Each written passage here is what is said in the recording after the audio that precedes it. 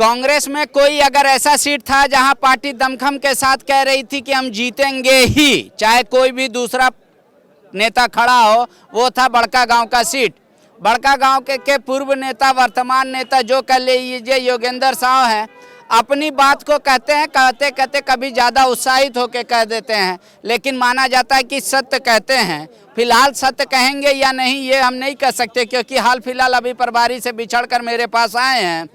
वाकई में आपकी सरकार कैसा काम कर रही है?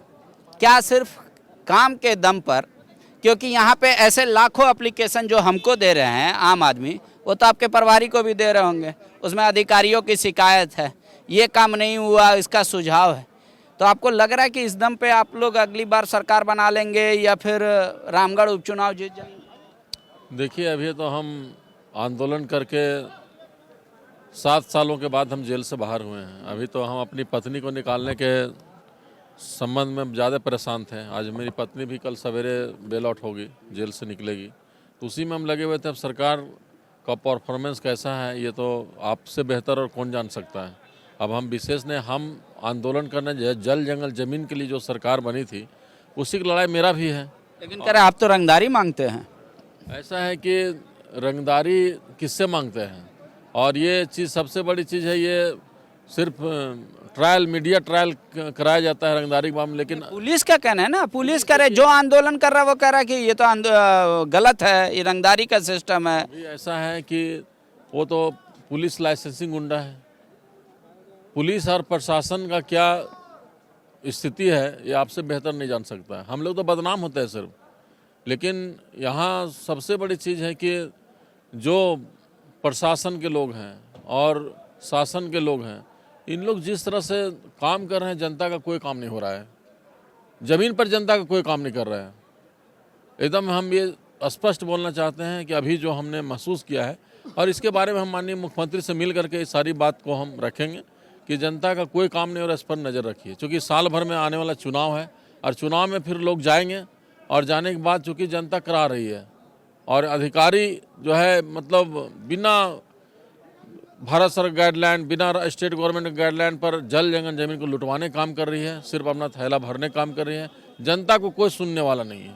उस दिन मुख्यमंत्री प्रोजेक्ट बिल्डिंग में उरमारी क्षेत्र से, आप ही के विधानसभा से आए थे कुछ लोग, ये कहते हुए कि देखिए सर मेरे ऊपर फर्जी केस हो गया, 3 आदमी को जेल भेज दिया, बाकी हम लोग को खोज रहा है। तो जनता अगर ये कह रही है कि हम पे फर्जी केस हुआ, वो घूम के न्याय मांग रही, तो ये तो माना जाए कि वहाँ जो समिति चला रहा है या जो कंपनी चल रही है, वहाँ सब कुछ अच्छा नहीं चल रहा है, या अधिकारी सचमुच वाकई में बेलगाम है, वो नहीं सुन रहे हैं। देखिए, उरीमारी थाना प्रभारी 25 लाख रुपया ले करके उन लोग पर केस किया है, और इसकी जांच के लिए जो है सो हम माननीय मुख्यमंत्री के पास गए थे, और अभी डीजीपी से भी मिलेंगे हम कल, और जा कर के इस पर निष्पक्ष जांच करवाएंगे। क्योंकि वहाँ पर भी और भी लोगों को जो है, जैसे जो कंपनी के खिलाफ आवाज़ उठाता है, तो वहाँ सेल संचालन समिति, जो फर्जी सेल संचालन समिति है, वो उग्रवादियों को पैसा दे के, अपराधियों को पैसा दे करके। रामगढ़ में तो हम स्पष्ट बोलेंगे कि वहाँ पर ही प्रशासन और अपराधी के बीच 50-50 का मैच चल रहा है। जितना वसूली हो रहा है उसमें 50% प्रशासन को जा रहा है, 50% अपराधी को जा रहा है। आप तो पीड़ित टाइप का कर रहे हैं, वो लोग भी ऐसे ही कर रहा था। 25 लाख अगर थाना प्रभारी बोलेंगे क्या सबूत है कि हम 25 लाख रुपया लिए या दिए? तो उस केस का जांच कर रहे हैं ना। उस केस को एक सीसीएल कर्मी पर एफआईआर हो जा रहा है, उसको मारा पीटा जा रहा है, और ले जाके इनकाउंटर का उसको डर दिया जा रहा है, और उसके बाद वो ज़बरदस्ती उससे साइन करवाया जाता है कागज़ पर। ऐसे कई केस है, बड़गांव में भी ऐसे कई केस अभी हाल फिलहाल की बात बता रहे हैं। तो ये सब मामला लेकर के हम माननीय मुख्यमंत्री के पास बात रखेंगे, अगर वो न्याय देंगे तो ठीक है। और सबसे बड़ा चीज़ है कि अभी विस्थापन आयोग का गठन अगर हो जाता, माननीय मुख्यमंत्री तो ऐलान कर दिए थे पिछला बजट सत्र में कि इलेक्ट और सीबी एक्ट नहीं चलेगा, अब चलेगा यहाँ पर 2013 कानून।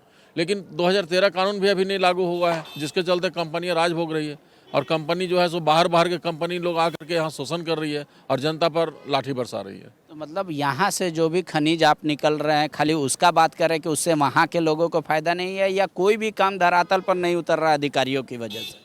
देखिए, वहाँ के लोगों पर एक रोजगार नहीं है, अस्थायी कोई रोजगार नहीं मिल रहा है, एक नौकरी नहीं मिल रहा है। वहाँ विस्थापित लोगों को, जो अभी आपको मैं बता दे रहा हूँ, वहाँ पर सर्किल रेट जो है, वहाँ मतलब रामगढ़ में अलग है, और सर्किल रेट इन लोग जो है मतलब बजा के रखा है। करीब 10 साल से सर्किल रेट नहीं बढ़ा है।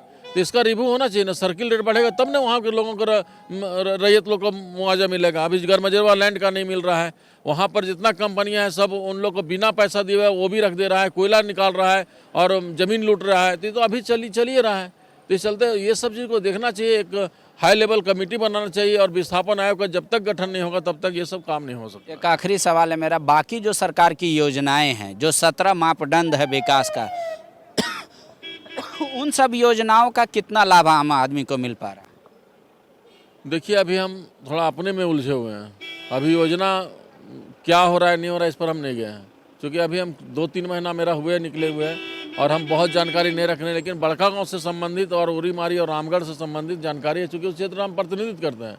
मेरी बेटी वहाँ की विधायक है, तो हम लोग डिस्कशन करते हैं। तो वहाँ देख रहे हैं थाना प्रभारी जिस तरह से हैवानियत का रूप ले रहा है, जिस तरह प्रशासन वहाँ पर ही खुलेआम गोली, अभी रामगढ़ में एक व्यवसाय पर गोली चला, पिछले बार भी 1 सप्ताह पहले गोली चला, और अथी में दिन दहाड़े रंगदारी मांगा जा रहा है वहाँ पांडे गिरोह के द्वारा। तो वहाँ पर ही जो स्पष्ट है कि मतलब वहाँ पर जेल से जो ऑर्गेनाइजेशन जो चला रहा है संगठित अपराधी का, तो ये सब जो है सो वहाँ पुलिस और प्रशासन मिला हुआ है और इन लोगों के बीच में बंदर बांट पैसा का हो रहा है। शुक्रिया।